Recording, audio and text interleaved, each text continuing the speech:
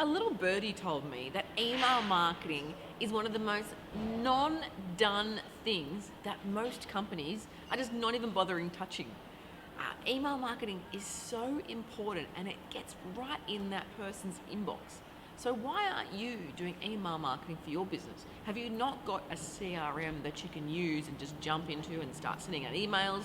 Are you missing a nice template? You need something branded and designy so it actually looks good and it represents your brand really well.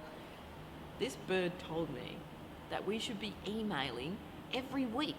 Can you imagine that? Can you imagine talking to your valued listeners every week and chatting to them about the insight?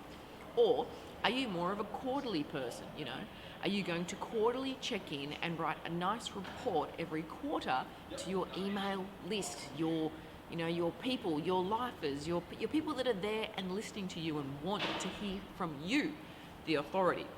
I say do more email marketing. Sorry, come again? Okay, right. Okay. Got it. Thank you.